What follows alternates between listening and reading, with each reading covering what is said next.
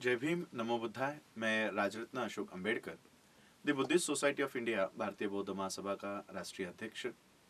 आज मैं आप लोगों के सामने बाबा साहब अंबेडकर जी का इस देश में बौद्ध धर्म को पुनर्जीवित करने का क्या आंदोलन है, वो समझाने के लिए आपके सामने आया। मैंने तब हमारे कार्यकर्ताओं से विनती की। कुछ लोग मुझे आके कहते थे, हम श्रीलंका गए, हम जापान गए, हम अलग अलग बौद्ध राष्ट्रों में जाते हैं। तब मैंने उनसे विनती की, अगर आप भारत के बाहर जाते हो तो थाईलैंड में हमारा हेडक्वार्टर है। अगर आप कहीं पर थाईलैंड जाने वाले हो तो हमारा एक लेटर उनको दीजिए। तब हमारे एक कार्यकर्ता ने मुझसे रिप्लाई में कहा कि 2017 की वैसाख डे सेलिब्रेशन के लिए, यूनाइटेड नेशन के इस सेलिब्रेशन के लिए वो लोग जा रहे हैं। यूनाइटेड नेशन के इस कॉन्फ्रेंस के लिए वो थाईलैंड में ही जा रहे हैं।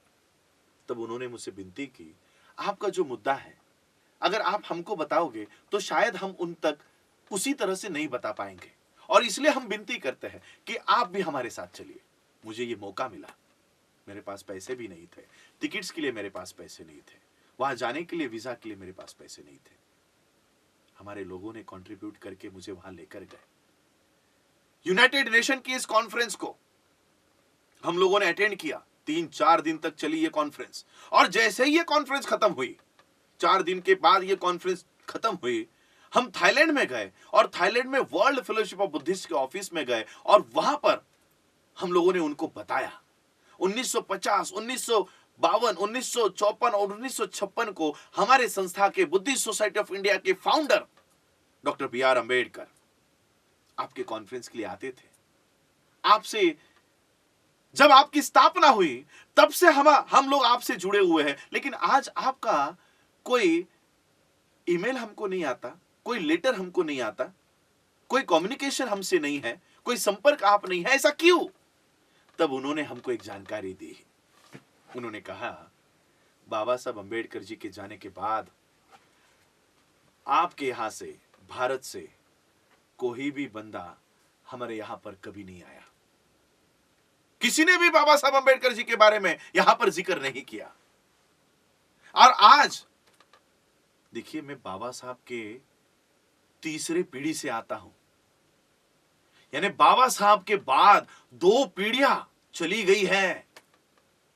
भैया साहब की मुकुंदराव अंबेडकर जी की पीढ़ी, अशोक अंबेडकर जी की पीढ़ी, उसके बाद मैं आता हूं। यानी बाबा साहब के तीसरे पीढ़ी के बाद मैं वहां पर गया, और वहां पर उनको यह समझाकर मैं बता रहा हूं कि बाबा साहब यहां पर आते थे, और आज आप हमको क्यों नहीं बुला रहे हो? उन्होंने कहा कि आपका हमारे पास रिकॉर्ड तो है, लेकिन जो सालाना आप लोगों को मेंबरशिप रिन्यू करने के लिए जो फीस भरनी होती है, वो आपने कई सालों से नहीं भरी है, कई सालों से नहीं भरी है। मैंने कहा, आपकी जो फीस होती है वो हम भरेंगे, लेकिन हमारी मेंबरशिप आप रिन्यू कराओ। हमारी मेंबरशिप उन्होंने रिन्यू कराई। $600 मैंने बुद्धिस्ट सोसाइटी ऑफ इंडिया के अकाउंट से वर्ल्ड फेलोशिप ऑफ बुद्धिस्ट को पे किए, उनको भरे, और देखिए कितनी ताकत बाबा साहब अंबेडकर हमारे हाथों में देकर गए हैं। जैसे ही ये मेरे पेमेंट उनको चला गया, हमारी मेंबरशिप फी जो इतने सालों से नहीं भरी थी, वो मैंने वहां पर भरकर हमारी मेंबरशिप को रिन्यू किया, नूतनीकरण हमारा हो गया। और जैसे ही ये नूतनीकरण हुआ, इसी साल, हर 2 साल में ये कॉन्फ्रेंस होती है। देखिए क्या संयोग की बात है। जिस साल में मैं यूनाइटेड नेशन के कॉन्फ्रेंस के लिए मुझे वहां पर आमंत्रित किया गया, मुझे वहां पर लेके जाया गया, उसी साल में 29वीं world fellowship of Buddhist conference होने वाली है 2018 में। और मई महीने में मैं सारी प्रोसीजर क्लियर करता हूं, और मुझे अगस्त महीने में उनके 29वें कॉन्फ्रेंस के लिए न्योता आता है कि आइए, आप भारत के बौद्धों की ओर से आपका प्रतिनिधित्व कीजिए। बीच में 5वीं कॉन्फ्रेंस से लेकर 28वें कॉन्फ्रेंस तक अगर हम देखते हैं, 60 साल का गैप है। 60 साल। हमने 60 सालों तक उनसे कोई संपर्क नहीं बनाया, कोई संपर्क नहीं किया। आज भी वो हमारे मदद के लिए आने के लिए तैयार है, लेकिन हम उनके पास नहीं जा रहे। और हमारी ओर से पता है आप लोगों को कौन जा रहा है? यूनाइटेड नेशन के बुद्धिस्ट कॉन्फ्रेंस में हम जब वहां पर गए, तब तिवारी, त्रिपाठी, जोशी, देशपांडे वहां पर यूनाइटेड कॉन्फ्रेंस में भारत की ओर से बुलाए गए थे। भारत के बाहर के लोगों को पता नहीं तिवारी कौन होता है। उनको तो यही लगता है कि यही बुद्धिस्ट है। यानी भारत के बाहर जो बाबा साहब अंबेडकर जी ने हम लोगों के लिए जो सुरक्षा प्रदान कराने की योजना बनाई थी, उस योजना को विफल बनाने के लिए इस देश से फिर से सवर्ण वहां पर जाते हैं, और वो जो मदद हमको देना चाहते हैं वो हम तक नहीं ला रहे।